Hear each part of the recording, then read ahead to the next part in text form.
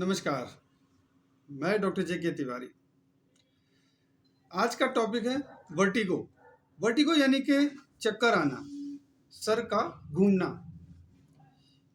Sir के घूमने के कारण अनेकों हैं, लेकिन उसके अंदर आज मैं सिर्फ बताऊंगा नॉन ट्रोमेटिक कॉज के बारे में, या नॉन डिजीज यानी कि किसी बीमारी से ग्रसित ना हो और कहीं चोट लगना या वगैरह ऐसी कोई चीज़ें ना हो, एक्सीडेंट या फ्रैक्चर या ऐसी कोई चीज़ नहीं हो। तो चक्कर आने के संभवता क्या होते हैं? पहला आता है गैस्ट्राइटिस। गैस्ट्राइटिस का मतलब होता है पेट के अंदर इन्फ्लेमेशन आने, यानी कि गैस बनने की टेंडेंसी ज़्यादा होना।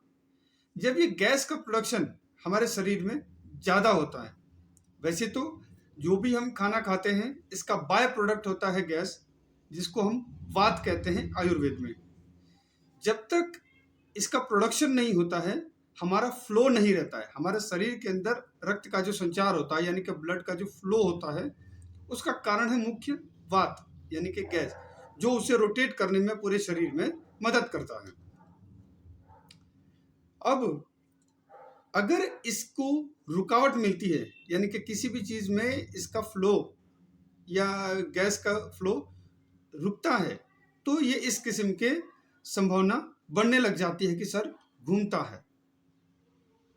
दूसरा कारण है ओबेसिटी, यानी कि नॉन ओबीज में भी होता है, जो मोटापा जिसको कहते हैं। लेकिन आप देखेंगे मुख्यतः उन लोगों में ये ज़्यादा होता है जिनके अंदर ये गर्दन का हिस्सा जो होता है वो बल्की होता है। मसल, फैट और भी चीज़ों से, मुख्यतः ये मसल और फैट ही होते हैं जो यहाँ पर जमा हो जाते हैं। यहाँ भरे रहने की वजह से यहाँ से जितनी भी खून की नलियाँ हैं, यानी कि ब्लड के वेसल्स जो हैं, वो फ्लो नहीं करते हैं। खून का बहाव यानी कि रक्त का संचार ऊपर से नीचे और नीचे से ऊपर की तरफ नहीं होता है, जिसकी वजह से इसमें चक्कर आने की संभावना बहुत तीव्र होती है। मैं आपको एक स्पाइन के मॉडल में बताऊंगा कि ये कहाँ पर अटकता है, जिसकी वजह से चक्कर आता है। कई केसेस में ये भी नजर आया है कि आंखों में जलन और दर्द भी होता है, जिसकी वजह से उसका आधा हिस्सा भी, यानी कि ये हिस्सा भी उसका पेनफुल हो जाता है। तो स्पाइन में क्या होता है, आप देख सकते हैं कि मेरे सामने ये एक स्पाइन का मॉडल है। इस स्पाइन के मॉडल में क्या होता है कि ये हमारे सर का, यानी कि गर्दन का पिछला हिस्सा है। यहाँ से हमारा स्पाइन शुरू होता है, जिसको C1, C2, C3, C4, C5, C6 और C7 लेवल तक और होता है। अब मेजर क्या होता है कि ये जो निचला हिस्सा है, जिसे आप देखेंगे ये जॉइंट वाला हिस्सा, यहाँ पर बल्कि नेचर होने की वजह से ये श्रिंक, ये जो मसल्स होते हैं, मसल्स हैं, फेशिया हैं, ये सारे श्रिंक होने लगते हैं, यानी कि सिकुड़ने लग जाते हैं। जब ये सिकुड़ते हैं तो यहाँ से गुजरने वाले जितने भी ब्लड वेसल्स हैं, यानी कि खून की नलियाँ हैं, वो कॉम्प्रोमाइज होने लग जाती है। कॉम्प्रोमाइज का मतलब होता है सही तरीके से पूरा ब्लड फ्लो नीचे से ऊपर की तरफ वो जाता नहीं है, और नहीं जाने की वजह से ये चक्कर आना शुरू हो जाता है। जैसे अगर हम देखते हैं कि हमारा ब्रेन का जो, सर का जो पिछला हिस्सा है, उसमें हार्ट से जब ब्लड पंप होता है तो कुछ हिस्सा उसका ऊपर की तरफ आता है और कुछ नीचे की तरफ जाता है, जो उसका मेजर वेसल है, यानी खून की नलियाँ है, वो पहुंचाती है।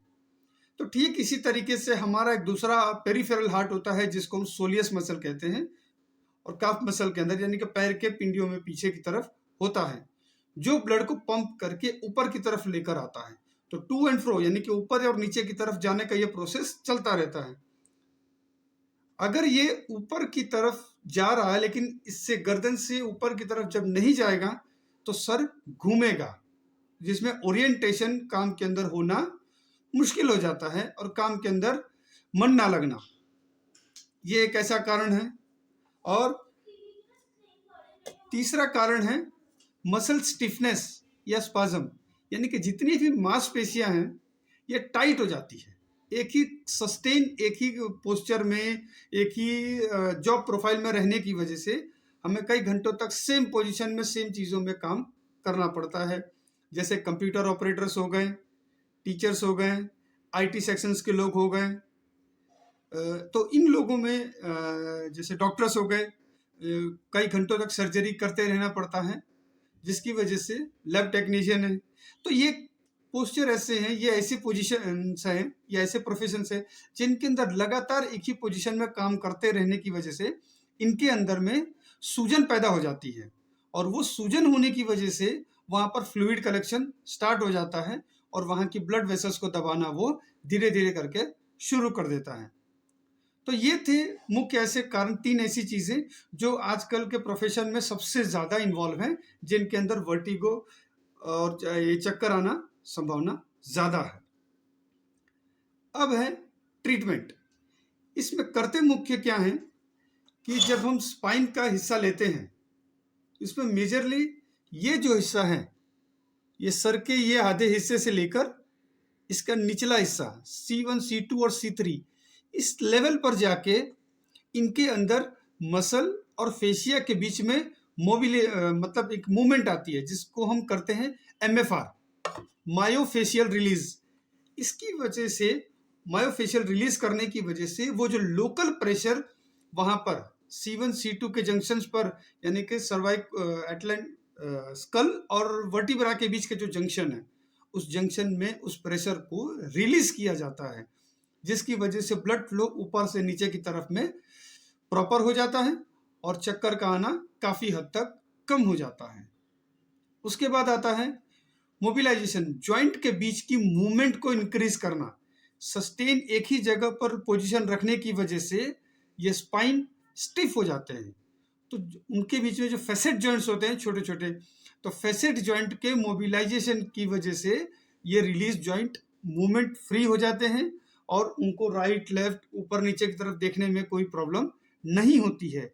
इसके लिए सर्वाइकल मसल्स के एक्सरसाइज किए जाते हैं, जिसकी वजह से उनको काफी रिलीफ मिल जाता है। गैस्ट्राइटिस यानी कि गैस जो बनता है वो बनना ही चाहिए। जब गैस नहीं बनेगा तो आपका ब्लड फ्लो कॉम्प्रोमाइज हो जाएगा, वो जिधर भी रुकेगा, जहां भी ऑब्स्ट्रक्ट करेगा, उस एरिया में पेन ज्यादा देगा। तो उनको मसाज करके, जैसे ये पोर्शन है, ये पोर्शन है, इनको मसाज करते हुए हम काफी इन मसल्स को रिलीज कर सकते हैं। बहुत ही जेंटल तरीके से यहाँ मूवमेंट करने की वजह से हमारा फ्लो बढ़ जाएगा और इमीडिएटली पर्सन को बहुत ही रिलीफ मिलेगा और उसे अच्छा फील होगा। तो ये था आज के बारे में वर्टिगो का इंफॉर्मेशन और ट्रीटमेंट। अगर कोई भी इस चीज से पीड़ित है तो आप हमसे डेफिनेटली संपर्क कर सकते हैं, और इसका बिना किसी मेडिसिन, बिना किसी इंस्ट्रूमेंट्स के भी हम इसका ट्रीटमेंट करते हैं बहुत अच्छे तरीके से। अगर आपको ये वीडियो पसंद आया हो तो प्लीज इसे लाइक कीजिए, शेयर कीजिए, सब्सक्राइब कीजिए और बेल आइकन दबाइए, ताकि हमारे सारे लेटेस्ट अपडेट्स आपको मिलते रहें। धन्यवाद, नमस्कार।